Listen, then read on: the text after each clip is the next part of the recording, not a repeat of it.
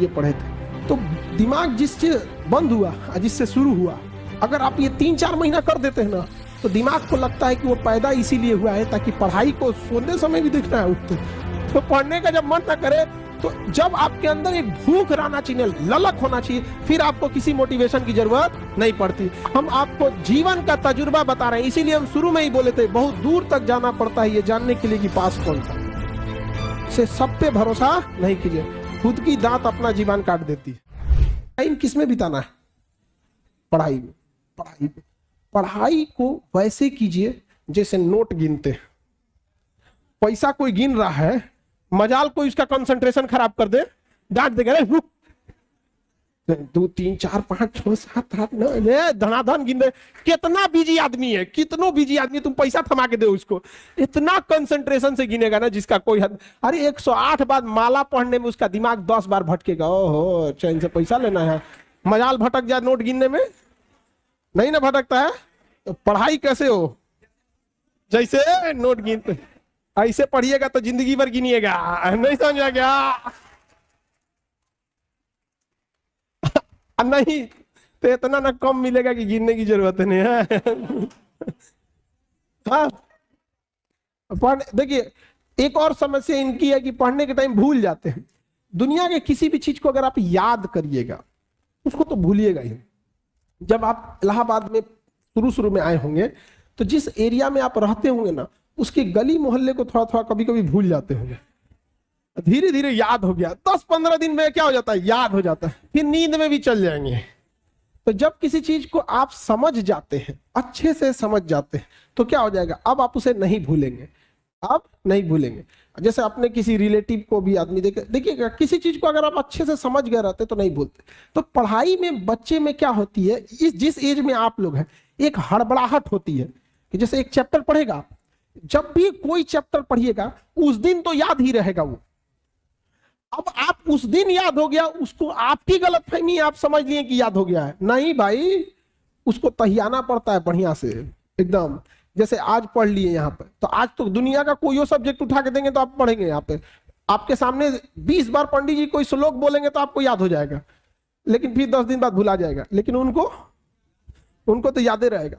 तो जो चीज जिस दिन पढ़ रहे हैं उस दिन अगर याद हो गया तो याद नहीं है, वो प्रेजेंट है आपके दिमाग में, अभी देखे हैं, समझा कि नहीं गया?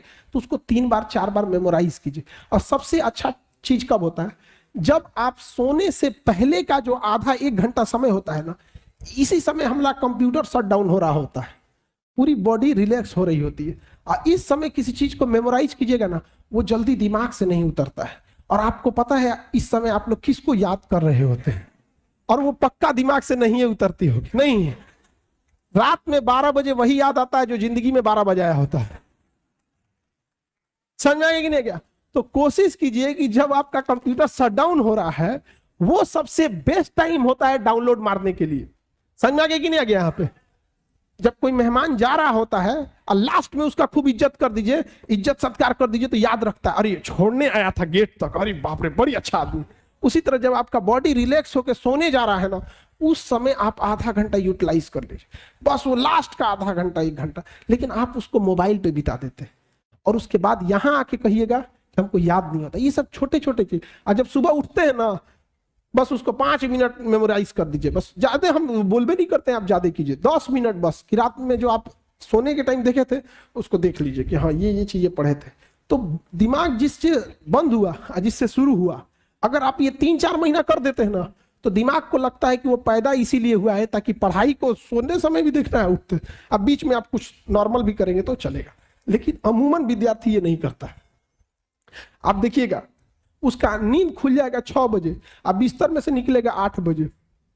ठंडी के दिन में तो और बेंग ऐसा रजैया में से ढाकेगा। ये टाइमिंग गैप ज्यादा मत रखिएगा। तुरंत क्या हो रहा है, वाइप अप होना है अपने आप को तुरंत यहाँ पे, तो याददाश्त थोड़ा सा ठीक रहेगा। समझ में रहेगी ना? नींद देखो, बॉडी के एक कुछ बायोलॉजिकल चीजों को भी तो सही रखना है। हम कितना अच्छा गाड़ी चला ले और गाड़ी में पेट्रोले नहीं रहे तो ड्राइवर कोने काम का, किसी काम का ड्राइवर है? तो अगर आपका बीपी डाउन है, आपके शरीर में प्लेटलेट कम है और आपका हीमोग्लोबिन कम है, आपको नींद बहुत ज्यादा आएगा। बहुत ज्यादा। अगर आप सपोज कीजिए 7-8 घंटा अगर नहीं सोए, इस एज में आप 8 घंटा सोइएगा।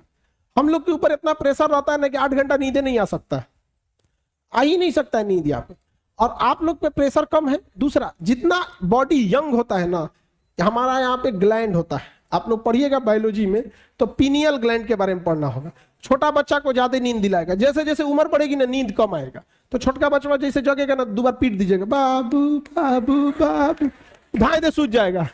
पता नहीं हम लोग को कोई पीटे ना, उठ के 2 को दे देगा आदमी कनपट्टी में, निकल यहाँ पे। तो पहला तो एक तो आप लोग का यंग एज है, इस वजह से भी नींद आता है, उतना प्रेशर नहीं है जिस वजह से।